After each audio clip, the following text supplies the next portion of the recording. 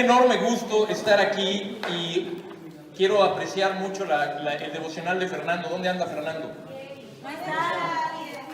¿Eh?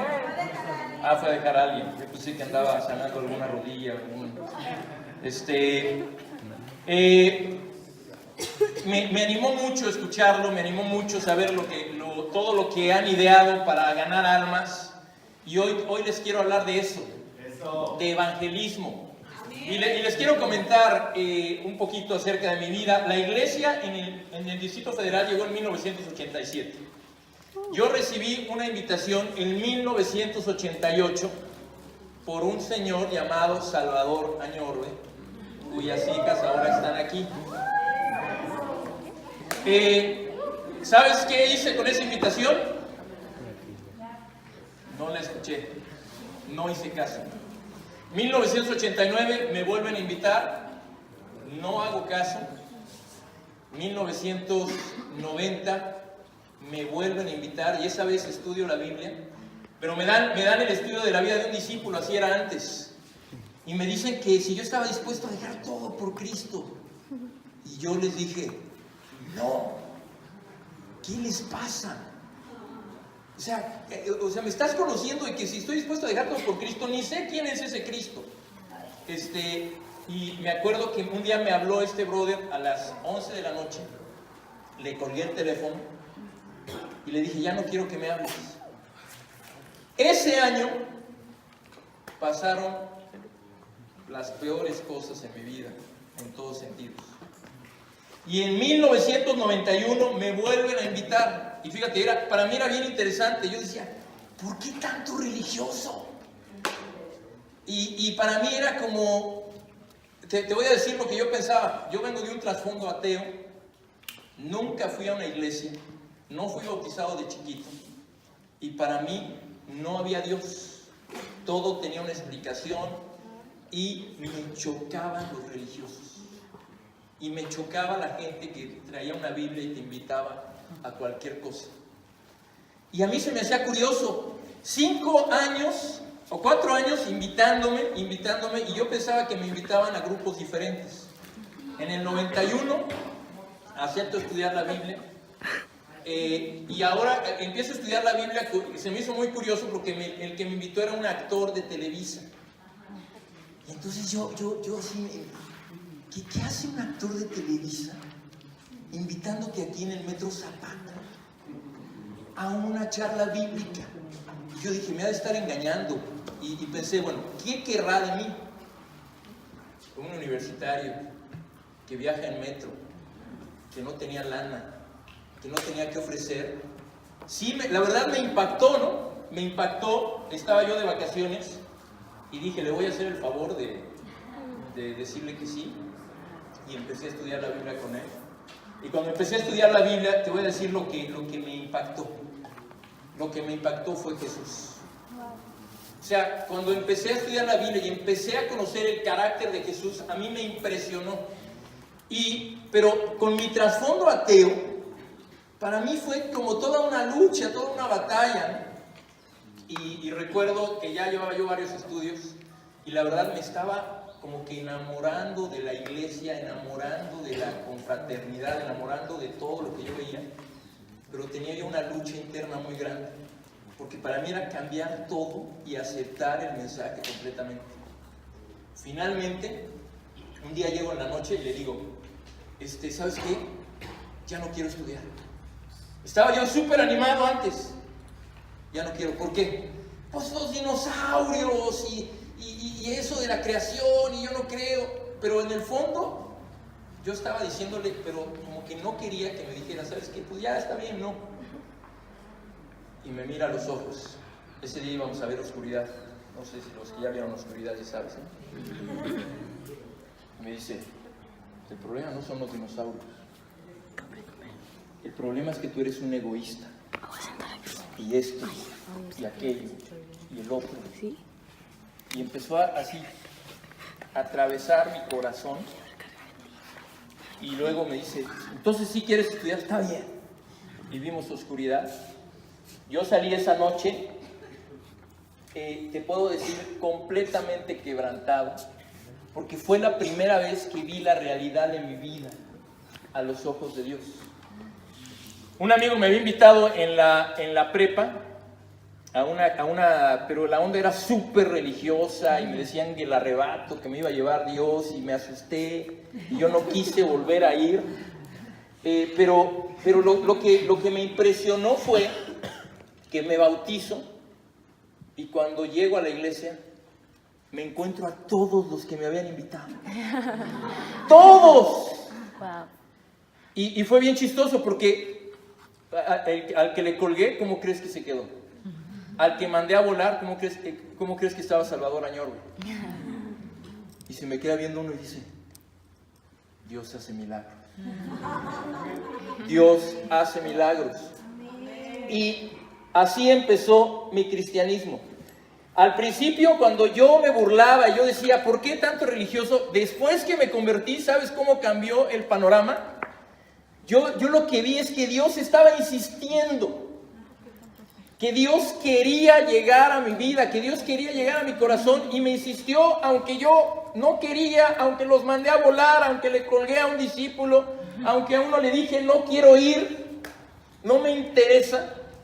Dios insistió e insistió. Y el impacto de todas esas invitaciones fue tremendo, porque básicamente yo lo que te digo es, si no me hubiera rescatado Dios en ese momento, probablemente yo sería un alcohólico, habría tenido hijos fuera de matrimonio y andaría metido quién sabe en cuánta cosa, porque hacia allá iba. ¿Sí lo ves? Hacia allá iba.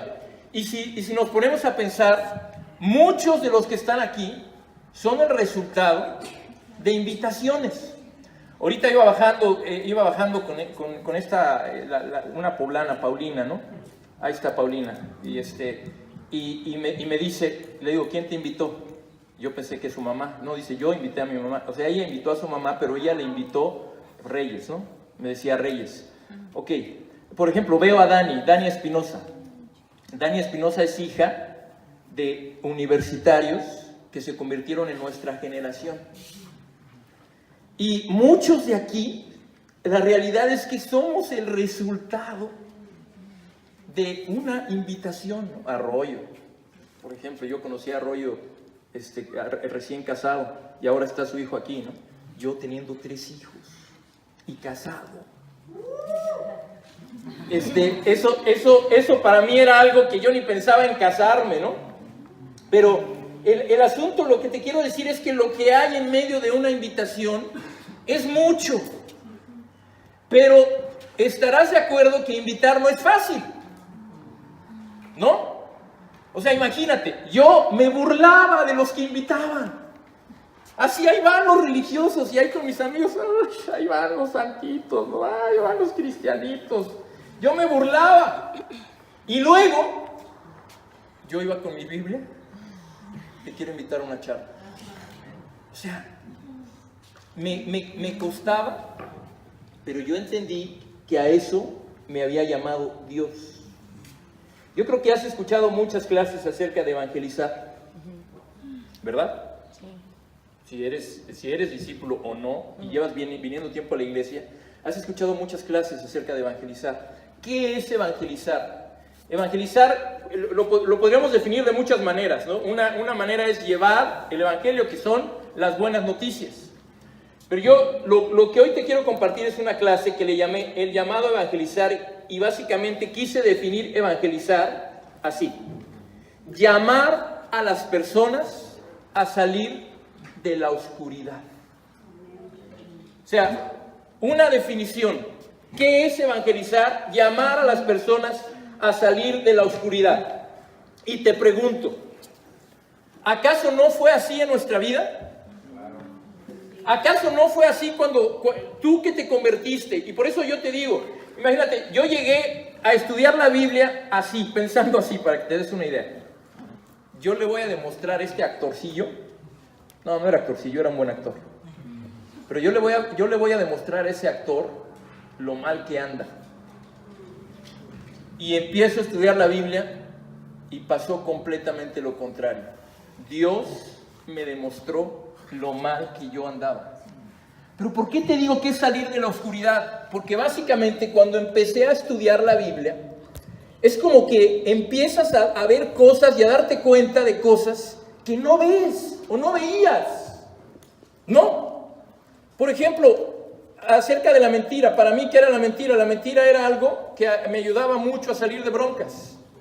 Pero delante de Dios me doy cuenta que no está bien. Acerca de la moralidad. Todo mundo, desde la prepa, la presión de debes de tener relaciones. Si no, ¿qué te pasa? Y por primera vez lo ves a la luz, a los ojos de Dios. Y dices, yo estoy mal. Y de verdad tú sabes lo que es esa presión. De repente todos los compañeros, ¿no te gusta? Oye, mira, yo ya con ella, yo ya con él, yo esto, yo aquello. Pero Dios me muestra que no. Y que si sigo así, ¿cuál va a ser el resultado? El resultado va a ser terrible. El resultado va a ser muy malo. Peor quizás de lo que yo viví en mi propia familia, ¿no? Entonces, y mira, inclusive, abrir los ojos a veces se pudo dar siendo religioso, ¿no? Yo he estudiado la Biblia con personas muy religiosas, pero que están en la oscuridad. ¿Te ha pasado? Es decir, llevar el mensaje es abrir los ojos de religiosos y no religiosos. Es iluminar a la gente que a veces cree que está bien por ir a la iglesia cuando realmente no está bien. Es abrir la mentalidad de universitarios que quizás empezaron en una iglesia religiosa, que les enseñaron a hablar en lenguas y otras cosas y creen que eso los hace espirituales. Pero no importa si se acuestan con sus novias, no importa si mienten, no importan muchas cosas que delante de Dios son súper importantes. Entonces, evangelizar es abrir los ojos. Y cuando abrimos los ojos, ¿qué queremos hacer con los demás? Generalmente cuando tú ves, ¿qué quieres hacer con el otro? Ayudarlo a ver, ¿verdad? Me acuerdo que me convertí en vacaciones, llegué el siguiente semestre a la universidad y vi la facultad de ingeniería, ¿no? Y vi, así, fíjate, así era mi sueño. Todos van a oír.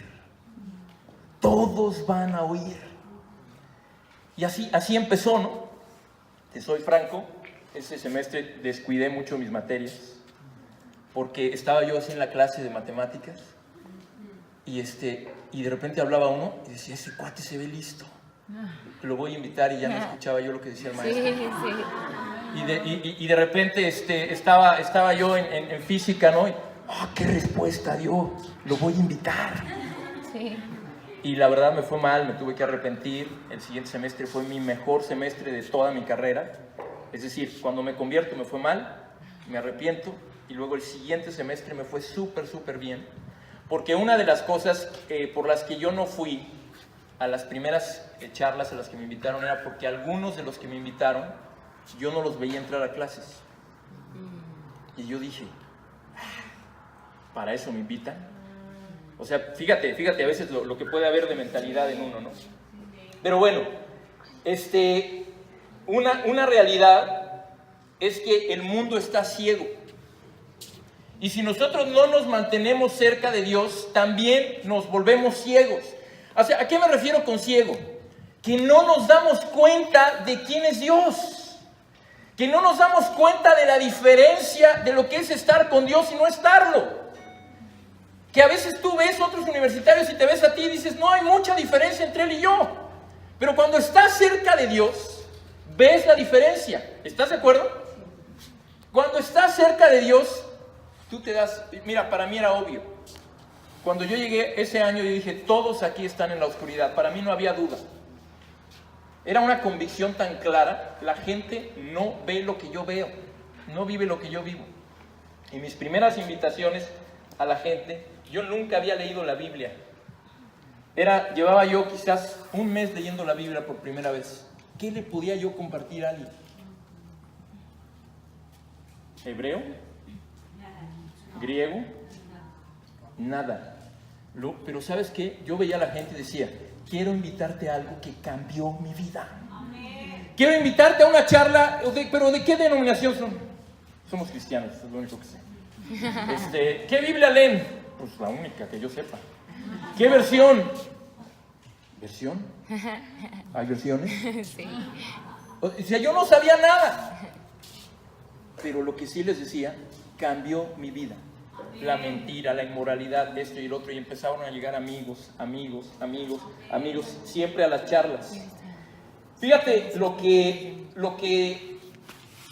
Juan habla de Jesús. O sea, cómo Juan se expresa de Jesús, hablando de esto de la luz, hablando de abrir los ojos y de mirar. Acompáñame a Juan 1, versículo 4. Juan había estado al lado de Jesús. Juan había caminado con Jesús. Y en Juan 1:4 describe lo que para él fue Jesús, lo que vio en Jesús. Juan 1:4. ¿Estamos ahí? No. Fíjate, está hablando aquí Juan. Y dice, en él estaba la vida, y la vida era la luz de la humanidad. Esta luz resplandece en las tinieblas, y las tinieblas no han podido extinguirla.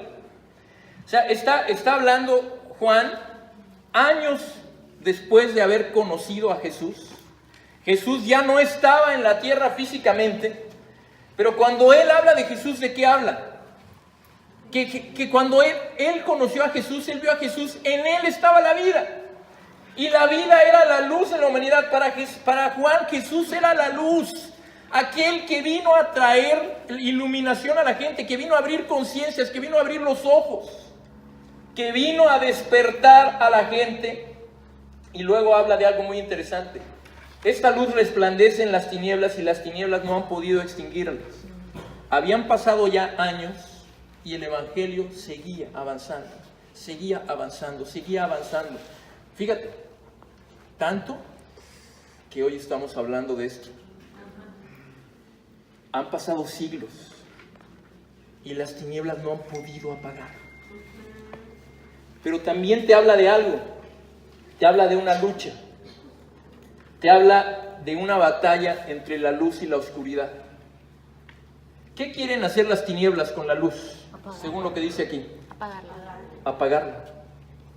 Es decir, hay una batalla espiritual donde las tinieblas quieren apagar la luz. ¿Y no lo ves hoy? Sí. ¿No lo notas? O sea, de verdad, hoy, por ejemplo, hablar de cristianismo, hablar de Dios en las universidades, es bien popular, ¿no? Sí, claro, te presto el auditorio. El auditorio te lo van a prestar para hablar de prevención sexual, te lo van a de ecología, de un montón de cosas. Identidad de género. Identidad de género, ándale. Pero para hablar de Dios, no mucho. Hay una batalla espiritual y las tinieblas quieren apagar y distorsionar la visión de Dios. Así es.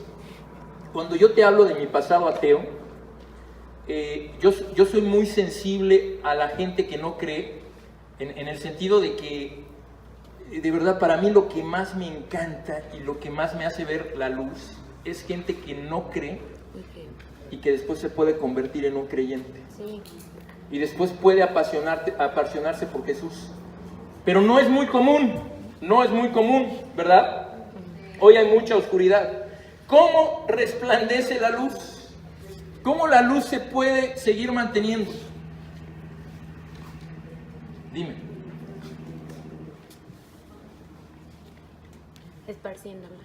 Esparciéndola. ¿Pero quién la esparce? Por medio de los discípulos. Fíjate, la batalla entre la luz y la oscuridad y el ir ganando almas se dio por los discípulos que estuvieron dispuestos a pagar el precio, a dar sus vidas, a seguir brillando de una manera impresionante para avanzar y avanzar y avanzar sobre las tinieblas y básicamente ganar el mundo conocido de sus tiempos. Pero fue por medio de discípulos.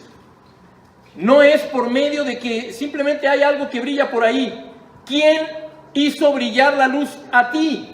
Alguien que te invitó, alguien que te lo pasó, alguien que te dijo, aquí está la antorcha. Escucha.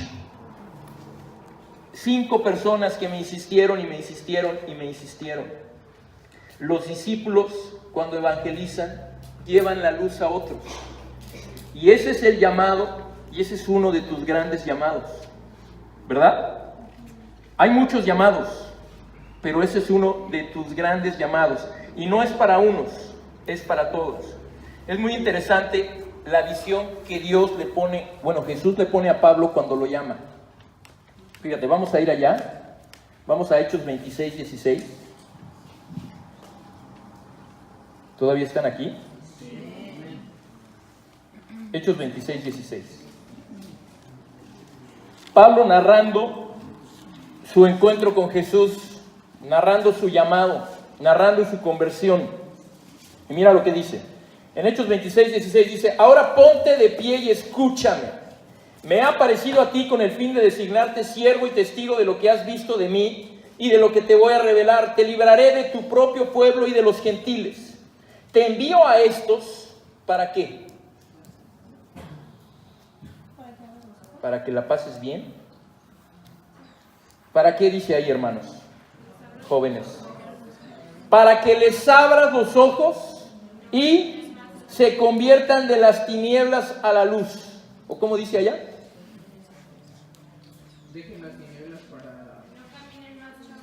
No caminen más en la oscuridad, dejen las tinieblas y del poder de Satanás a Dios, a fin de que por la fe en mí reciban el perdón de los pecados y la herencia entre los santificados. Cuando Dios llamó a Pablo, Jesús específicamente lo llama, no solamente lo llama para cambiar su vida, ¿verdad? No solamente te llamo para que cambies tu vida, ahora tu vida va a brillar, va a ser increíble todo. No, le da una visión. ¿Y cuál era esa visión? ¿Ir a quiénes? A los gentiles, a los no judíos, a abrirles los ojos y que se convirtieran de las tinieblas a la luz. Dios nunca nos llama solamente a que tengamos una mejor vida nosotros. Así es. No, Dios nos llama para que, obviamente, sí, tu vida va a cambiar, pero para que ahora seas un instrumento para llevar esa luz a otros. Para abrirles, fíjate, aquí es increíble porque es lo que hablábamos, que les abra tus ojos, que ayudes a las personas a ver, como pasó contigo, como pasó conmigo. Dios nos tuvo que abrir los ojos porque no veíamos. Luego fíjate, no nada más es eso, dejar de estar bajo el poder de Satanás. Esa es la realidad. Pero las tinieblas buscan diluir y diluir y diluir. Bueno, no estás bajo el poder de Satanás, nada más andas medio mal. Nada más anda bebiendo un poquito el joven. No, nada más ella pues ha tenido que abortar algunas veces, pero es medio normal. O sea, no. Delante de Dios, cuando no estamos en Jesús, estamos bajo el poder de Satanás. No puedes dejar la mentira, no puedes dejar la pornografía, no puedes dejar la inmoralidad, no puedes dejar el alcohol. Vieras la cantidad de casos. Tenemos un jovencito que tiene a sus papás en una situación porque ha empeñado carro, ha vendido las llantas, se ha robado la tele de su casa para ir por droga. Y no puede salir, y no puede salir, y no puede salir. Los papás ya están endeudados. Y ese chavo se empezó en la iglesia, pero se desvió. O sea, el poder de Satanás lo tiene hecho pedazos a él y a sus papás. A él y a sus papás es muy fuerte. ¿Ves? Entonces, esto fue la visión que Dios trajo a Pablo. Y dime una cosa, cuando tú tienes una visión, generalmente ¿cómo andas? Por ejemplo, yo no sé cómo haya sido con Fernando. Vamos a hacer nuestro campamento. Vamos a invitar gente. Generalmente ¿cómo andas? Sí, ¿no? Estás motivado. No andas... ¿Qué estás haciendo? Pues ahí planeando un campamento. Va a ser bien padre. No andas así. Generalmente andas prendido, ¿no? Y hacemos esto, y hacemos aquello, y hacemos el otro. Independientemente de los resultados, tú estás animado. Estás encendido. Y además, estás motivado a brillar. O sea, yo no sé si lo ves, pero imagínate. Si tú vas a ser usado para convertir a una facultad, tú dices, yo tengo que brillar en todo lo que haga. No puedo estar desanimado, no puedo llegar frío y no saludar a la gente. Necesito amarlos, necesito dar mi mejor, necesito estar encendido espiritualmente. ¿Sí o no? Sí. Cuando tú quieres ganar a la gente, de verdad, tú estás al tiro. No puedo fallar en mi tiempo con Dios. No puedo permitirme ver algo que no agrada a Dios, porque Dios no me va a usar. Y esa fue la visión que puso Dios en Pablo. A impactar.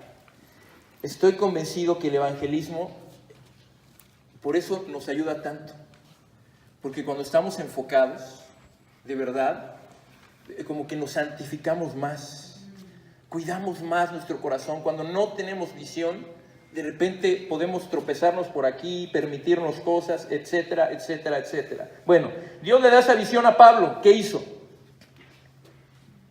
¿Qué hizo con esa visión? La tomó, la agarró y la hizo suya. ¿Ok? Entonces, aquí viene una pregunta. ¿Qué vas a hacer tú con tu llamado? ¿Qué vas a hacer tú con tu llamado? Puedes regresar a casa y decir, ay, estuvo bien padre el retiro. Nada más me picaron mucho los moscos. Y tengo un tobillo medio mal. Pero imagínate, ¿sabes qué? De verdad voy a hacer caso de mi llamado. Creo que no puedo ser el mismo, creo que no puedo hacer la misma. Creo que Dios me llamó radicalmente y quiero responder. ¿Qué vas a hacer con tu llamado? Fíjate cómo responde Pablo. Hay una escritura muy conocida, pero que en esta escritura se ve la respuesta de Pablo a ese llamado. La conoces bien. 1 Corintios 9, 19. 1 Corintios 9, 19. ¿Estás ahí? Dice, aunque soy libre respecto a todos, de todos me he hecho esclavo para ganar a tantos como sea posible. Entre los judíos me volví judío, a fin de ganarlos a ellos. Entre los que viven bajo la ley me volví como los que están sometidos a ella, aunque yo mismo no vivo bajo la ley, a fin de ganar a estos. Entre los que no tienen ley me volví como los que están sin ley, aunque no estoy libre de la ley de Dios, sino comprometido con la ley de Cristo, a fin de ganar a los que están sin ley. Entre los débiles me hice débil, a fin de ganar a los débiles.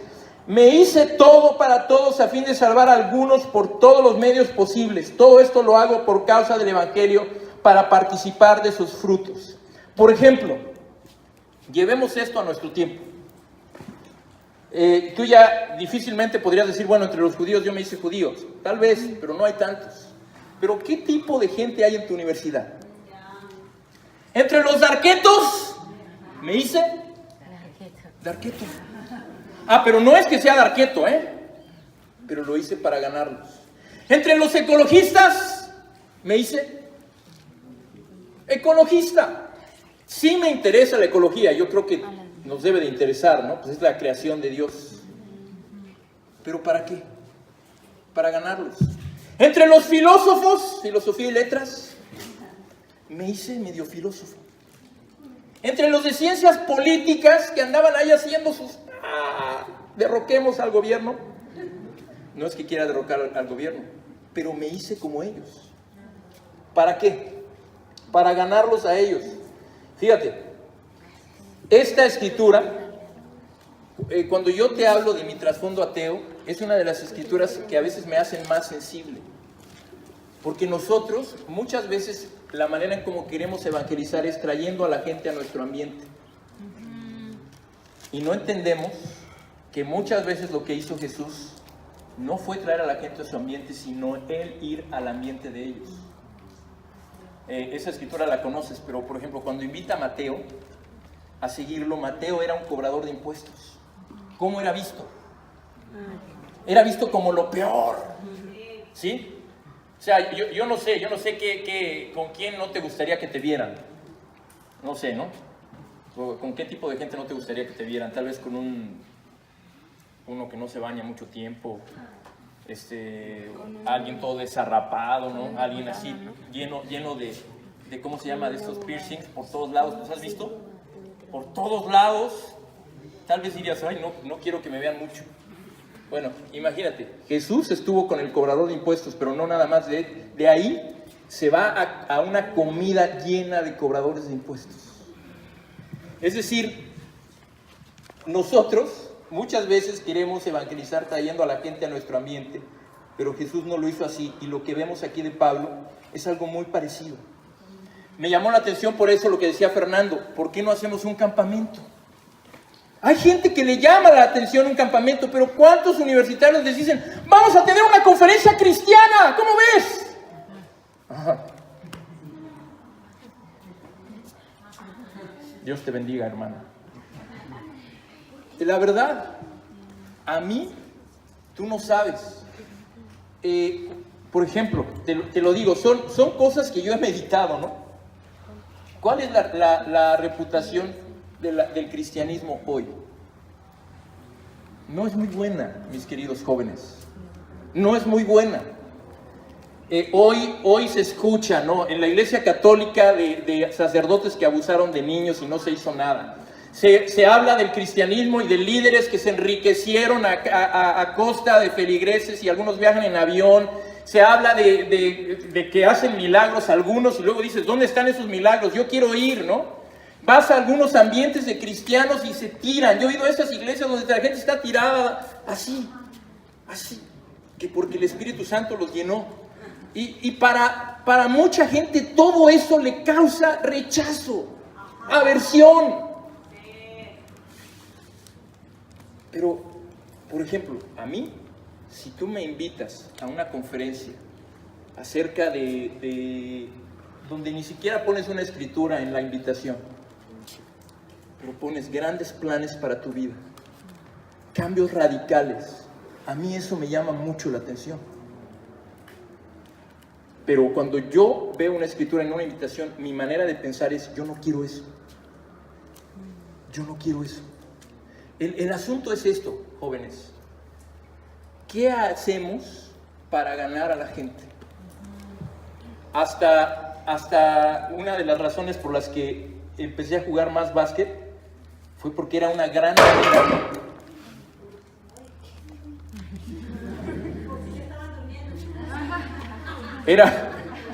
Ya están, ¿verdad? Era un plan, Era una manera muy buena. Juegas básquet, y más vale que ganes, porque si no, y después del básquet, te invito. Ah, mira, hay cristianos que juegan básquet. Yo pensaba que los cristianos no jugaban, eran así todos nerds, que no hacían nada, ¿no? Así pensaba yo, que de plano tenían mucho tiempo y por eso andaban hasta invitándote a cosas religiosas. Entonces, un ambiente que puedas tú crear para ganar a la gente, ¿ok? Básicamente es hacer lo que sea para ganar personas. Hacer lo que sea, convertirte en lo que sea, moverte como sea. Pablo así tomó la encomienda de Dios con ese fervor y con esa entrega. ¿Ok? ¿Qué vas a hacer tú? ¿Qué vas a hacer tú? Y por último, temor, inseguridad, puede haberla, ¿no? Puede haberla. Ahora, yo estoy convencido que eso es lo que nos lleva a Dios.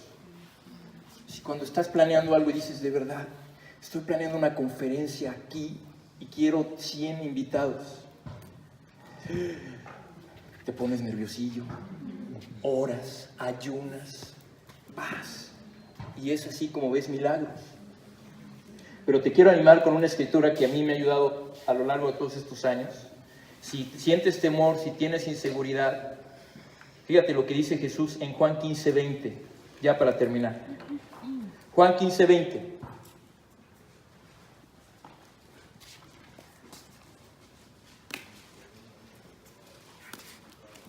Recuerden lo que les dije.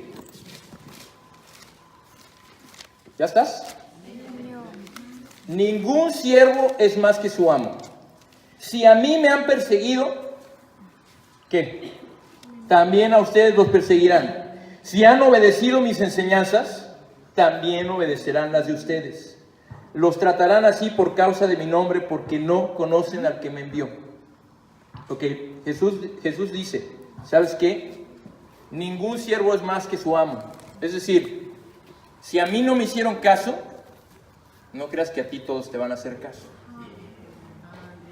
Va a haber gente que no te va a hacer caso, como a mí. Pero está el otro lado. Ahí viene la buena noticia, ¿no? Si han obedecido mis enseñanzas, también obedecerán las de ustedes. ¿Ok? Es decir, lo rechazaron a él, también a ti. Y fíjate, varias escrituras te hablan de que es bien increíble cuando te identificas con Jesús. Porque cuando tú no te identificas con Jesús, dices, ay, me hablaron bien feo.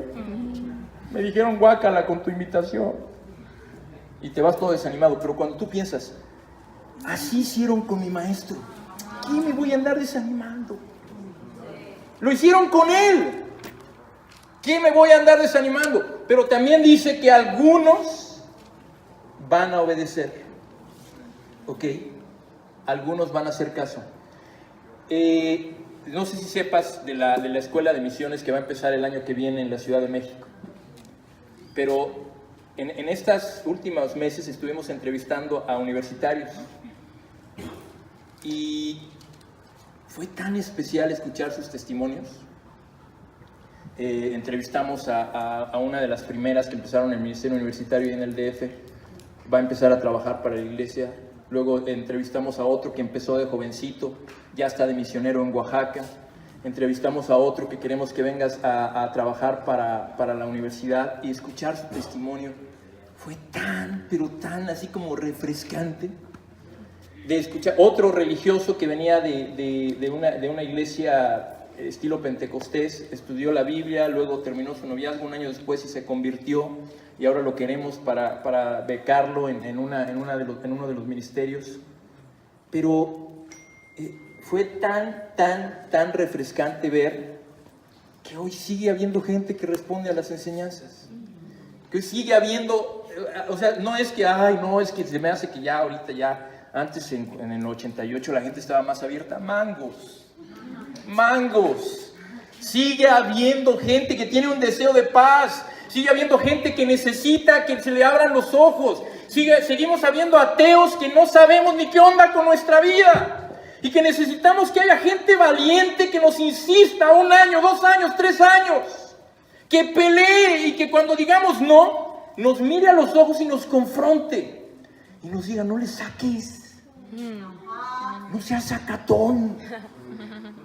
No seas cobarde. Ve quién es Dios. ¿Sí lo ves? Y otra cosa con la que me identifiqué mucho de lo que dijo Fernando. Lo que tú y yo tenemos en los peores momentos no se compara con lo que mucha gente tiene en sus mejores momentos. Es decir, la esperanza que Dios ha puesto, el mensaje que Dios ha traído, lo que estás viviendo hoy aquí, en estos días. Hay mucha gente que como quisiera tenerlo. El tipo de relación que puedes construir con el sexo opuesto. El tipo de familia que Dios te quiere enseñar a levantar.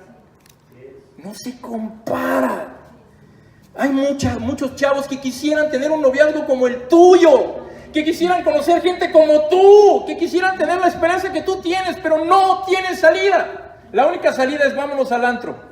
Pues vamos otra vez. La única salida es, órale, vámonos al hotel. Pues bueno, otra vez. Lo que nosotros tenemos es muy grande. Amén. Conclusiones. Hay mucho poder en una invitación, ¿verdad? Básicamente es el poder entre la vida y la muerte. O sea, yo te lo digo. Hace 31 años recibí la primera invitación. Hace 26 me convertí. Mi vida no es la misma. No es la misma. Por mucho. Y doy gracias. Evangelizar es llamar a las personas a salir de la oscuridad. Tú tienes que entender, la gente no ve. No ve. Estamos así en tinieblas. No vemos, estamos perdidos. Necesitamos que alguien nos ayude. Número 3, hay que hacer lo que sea para ganar almas. Lo que sea. ¿Quieres hacer una posada? Haz una posada. Una piñatiza, haz una piñatiza. O sea, una piñata y la rompes, ¿no? ¿Qué quieres hacer? Lo que sea. Algunos te rechazarán, pero algunos responderán. ¿Ok? Tal vez hay mucho más de los que nos imaginamos que están esperando esa invitación. Yo en el fondo de mi alma, yo creo que eso era lo que estaba esperando, pero decía todo lo contrario. ¿Sí me explico? Vamos a orar. Señor Todopoderoso, queremos darte tantas gracias por este día, por este tiempo, por este retiro, que podemos venir, Señor, a un lugar como este, podemos enfocarnos en ti, podemos de verdad retirarnos de nuestras labores comunes, de nuestros deberes comunes y venir a escuchar de ti. Padre, tú has llamado a este retiro el llamado. Sin duda, Padre, tú esperas que nosotros respondamos a tu llamado. Y Señor, una de las áreas más importantes a la que tú nos llamas es a llevar la luz a otros, es a llevar el mensaje a otros. Padre, queremos agradecerte por la pelea por nuestra vida, por la pelea por nuestra alma. Queremos entender, Dios, que hay una batalla espiritual tremenda en la gente, en los corazones, que las tinieblas están ganando terreno día por día. Día tras día hay gente que es enrolada para vender droga, para dedicarse a la prostitución, para hacer tantas cosas que no te honran. Padre, ayúdanos a nosotros ser el contrapeso, los que llamamos a la gente a otra cosa. Señor, te pido que nos permitas hacer lo que sea para ganar almas. Y Padre, que siempre llevemos en la mente y en el corazón que sí, algunos nos van a rechazar, pero también nos prometes que algunos van a responder. Señor, ayúdanos a regresar a nuestras casas, a nuestros lugares. Yo sé que viene la Navidad, pero que no se nos olvide el llamado que nos estás haciendo. En el nombre de Jesús te lo pedimos y oramos. Amén.